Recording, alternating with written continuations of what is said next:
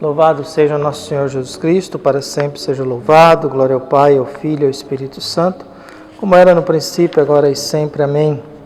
10 de janeiro de 2022, segunda-feira. Dizem que é o dia da preguiça, né? Eu acho que é de verdade, é o dia da preguiça.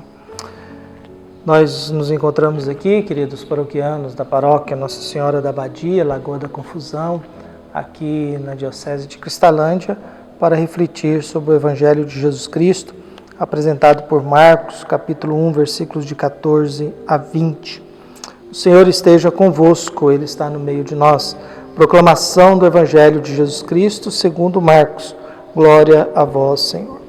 Depois que João Batista foi preso, Jesus foi para a Galiléia pregando o Evangelho de Deus e dizendo: o tempo já se completou e o reino de Deus está próximo. Convertei-vos e crede no Evangelho. E passando à beira do mar da Galiléia, Jesus viu Simão e André, seu irmão, que lançavam a rede ao mar, pois eram pescadores. Jesus lhes disse: segui-me e eu farei de vós pescadores de homens. E eles, deixando imediatamente as redes, seguiram a Jesus. Caminhando mais um pouco, viu Tiago e João, filho de Zebedeu. Estavam na barca consertando as redes, e logo os chamou. Eles deixaram seu pai Zebedeu na barca com os empregados e partiram, seguindo Jesus. Palavra da salvação. Glória a vós, Senhor.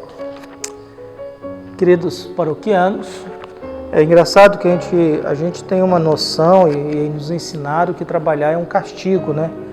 Que trabalhar é um mal necessário. É muito interessante que a gente passa a vida e fica doido para arrumar um emprego, e quando a gente arruma, a gente não quer trabalhar, né? A gente quer as férias, né? A gente quer trabalhar, na verdade a gente não quer trabalhar, a gente quer o salário, né? A gente quer o dinheiro sem fazer nada. Mas a gente fica doido para arrumar um emprego, e quando a gente arruma, a gente não quer ser profissional, a gente não quer trabalhar, a gente não quer corresponder, e depois reclama que não tem salário, dinheiro para poder sobreviver. E a gente atribui o happy hour, a hora feliz nossa, como sendo sexta-feira depois do expediente. Quer dizer, eu sou feliz quando eu não preciso trabalhar, eu tenho o final de semana inteiro. Então a gente vive nessa neurose de trabalho, de happy hour, de preguiça da segunda-feira, de entusiasmo na sexta depois do expediente, e um final de semana meio agitado, corrido, com muita coisa, e vivemos e somos isso aí, né? Isso vai revelando um pouco da nossa natureza, da nossa identidade, vai revelando um pouco aquilo que nós somos. Nós iniciamos hoje o tempo comum da igreja, nós terminamos ontem com o batismo de Jesus, o tempo do Natal. Passamos o Natal, celebramos o Ano Novo, Maria como Mãe de Deus, depois vamos na Epifania, da Epifania chegamos ao batismo de Jesus, terminamos o tempo Natal e agora entramos naquilo que a gente chama de tempo comum. A cor usada no tempo comum é o verde, o branco é usado no tempo festivo e o verde é usado no tempo comum. Afinal, o verde significa natureza, significa a mata, a vida e aquilo que nós temos aí. Então, nós nos deparamos agora com o nosso querido evangelista, Marcos, capítulo 1, versículos de 14 a 20. O que ele vai nos dizendo hoje? Nós estamos sempre refletindo sobre essa questão da figura de João Batista e da figura de Jesus. No começo ainda há uma confusão, quem deles é mais importante, quem deles é realmente o Messias. João Batista começa a falar primeiro, e aí ele tem um público já conhecido. Jesus espera João Batista sair de cena para depois começar. Por isso que Marcos vai dizendo, depois que João Batista foi preso, a primeira notícia é que João Batista agora está preso. João Batista agora criou confusão, e foi preso. Tiraram João Batista de cena. João Batista agora não pode mais pregar, não pode mais falar. João Batista agora não pode mais batizar. João Batista agora está na prisão. Porque questionou Herodes lá, que disse, olha, você não pode catar a esposa do seu irmão não, tá errado, esse trem aí. Você tem que respeitar pelo menos seu irmão, cara. E ele ficou incomodado, não gostou disso não, mas ele respeitava João Batista, mas a mulher ficou meio irritada, que ela queria mesmo, era o rei, não queria o irmão do rei não. Então, o que a gente busca nesse negócio? Essa informação. João Batista agora é tirado de cena. Esse homem que anunciava a chegada do Messias, esse homem aí que está falando de que Deus está vindo, que é para a gente se converter, esse homem agora, ele não está aí mais não, agora está na prisão mesmo. E diante da prisão, Jesus faz um movimento. Qual que é o movimento? Jesus foi para a Galileia, pregando o Evangelho, uma boa notícia, e dizendo. Jesus começa a sua missão depois que João Batista sai de cena. É o respeito pelo outro, é o respeito pelo trabalho do outro. Geralmente na igreja a gente não tem muito respeito pelo trabalho do outro, não. Quando chega um padre, faz de tudo para destruir o que o outro fez e eliminar o que o outro fez para poder garantir o seu espaço e se sobrepor a respeito disso. E é claro que às vezes a gente tenta consertar aquilo que foi mal feito, mas às vezes isso não resolve muito não, viu? Às vezes o que importa é o império mesmo, é os afetos e desafetos, não é bem a estrutura funcional de uma paróquia. E como nós às vezes somos muito mais apegados às relações de afeto do que a algo maior do que os nossos afetos, gosto e desgosto, isso acaba criando um desgaste, às vezes desnecessário. Aí cria fofoca, animosidade, essas coisas todas. A gente tem que ter paciência, que com o tempo a gente vai curando isso, na medida que a gente vai trabalhando e tentando melhorar e respeitando aquilo que foi feito, mas também não só, a gente tem que dar um passo a mais. Por isso Jesus, diante da informação de que o João Batista está preso, Jesus vai para a Galileia. Galileia é a região complicada, Galileia é a região da periferia, é a região de gente considerada como pagã, que mora longe de Jerusalém, que não respeita o templo, está muito cercada de zona de comércio, de circulação comercial, é um lugar assim, de gente muito pobre, é um lugar meio abandonado. Então Jesus começa a sua missão em pregar na periferia de Israel, nas cidades menores, longe, apesar que Cafarnaum era uma cidade grande, mas Nazaré, por exemplo, é pequena. E lá naquela região da Galileia, que eles consideram às vezes que até é Galileia dos pagãos, é nesse lugar que Jesus começa a falar. Então João Batista sai de cena, Jesus vai para esse lugar mais simples, mais humilde, e ele começa a dizer uma notícia boa, ele começa a dizer algo interessante, uma notícia nova. E o que ele diz? O tempo já se completou e o reino de Deus está próximo. Convertei-vos e crede no Evangelho. São 4 coisas. Primeiro, o tempo chegou. Viu? O tempo é agora.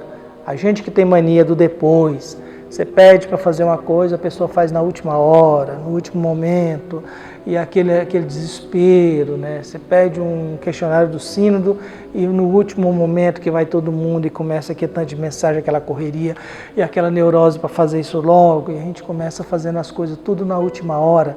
E Jesus disse, o seu tempo já se completou, é hoje, é agora, não é amanhã, não é ontem, é o hoje, agora. E nós já refletimos sobre essa questão do hoje e agora. Nós não queremos o hoje, nós não queremos o agora, a gente quer só depois. Estamos com problema de relacionamento, meu amor. Depois a gente resolve isso. Olha, nosso filho está esquisito, está chegando meio doidão em casa. Depois a gente vê isso.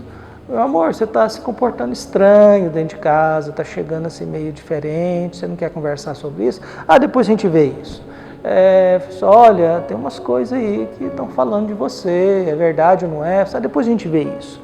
E é nessa neurose do depois que a gente nunca resolve nada e quando vai resolver é tarde.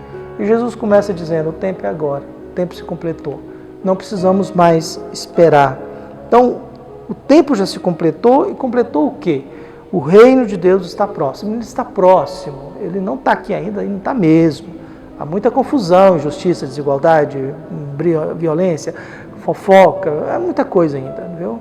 Mas ele está próximo, não está longe não. Então, quer dizer, há um tempo de espera que agora começa um processo.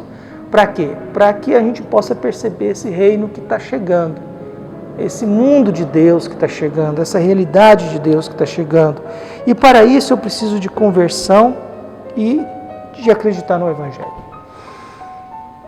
Conversão é uma coisa muito complicada. Eu rezo sempre para me converter, viu? Pelo menos para me tornar um ser humano que preste, pelo menos. Ou um pouco melhor diante das minhas insanidades, das minhas depressões, das minhas angústias, da minha inquietação, diante dos meus questionamentos, diante das minhas perguntas, diante da minha ansiedade, diante da minha loucura, da minha necessidade de que eu preciso trabalhar, eu preciso andar, eu preciso pensar, eu preciso refletir, que se eu parar eu travo. Eu tenho um artista que deu uma entrevista que me identifiquei muito com ele, eu acho que eu estou doente desse jeito mesmo, né? Eu acho que eu sou disso aí mesmo. Eu tenho que trabalhar, eu tenho que produzir, eu tenho que correr, não sei para quê. Deve ter alguma neurose aí do passado que está mal resolvida em mim, mas vai ter que me aguentar assim mesmo. Então o que nós temos? Agora essa conversão. Para você perceber o tempo que chegou, para você perceber o reino que está próximo, você vai ter que converter, mudar a sua alma, mudar o seu interior, mudar o seu íntimo, viu? E aprender a acreditar no Evangelho. Acreditar naquilo que a gente tem no Evangelho. E não acreditar naquilo que os outros dizem a respeito do Evangelho. Por isso que é o difícil da nossa vida. Às vezes a gente acredita num desconhecido que fala algo sobre nós, e eu não acredito na pessoa que vive dentro da minha casa que fala algo sobre mim. Eu acredito em alguém que não gosta de mim, diz algo ao meu respeito, e eu dou a maior atenção a isso e não dou valor à pessoa que me ama e diz para mim, olha, não está certo, olha, você está insuportável, olha, para com isso, não acredita nisso. Nós temos uma doença da fé. A gente acredita no que a gente não conhece, mas eu não acredito no que eu conheço. Eu acredito no desconhecido, mas eu não dou ouvidos a quem me quer bem. Eu acredito em notícias de celular, mas eu não acredito em notícias de uma imprensa mais séria, que tem um editor, que pode ser processado, que tem todo um processo judicial e profissional em volta daquela notícia. Apesar que há muita manipulação de notícias, mas uma grande empresa de jornalismo tem uma estrutura, tem um editor-chefe, e se você pegar, eles são processados e você pode processar. Não dá para processar quem fica produzindo fake news, que a gente não sabe de quem que é que saiu, e essas coisinhas de WhatsApp celular.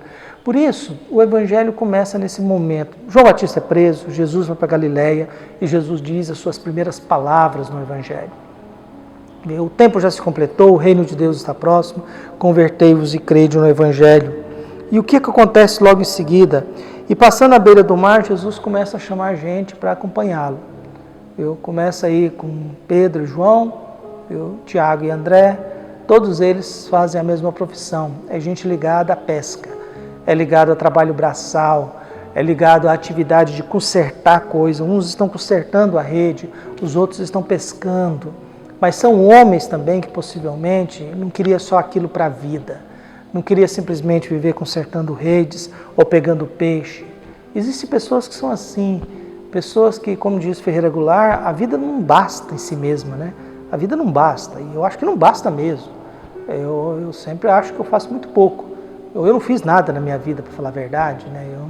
Eu não acho que eu fiz nada na minha vida ainda.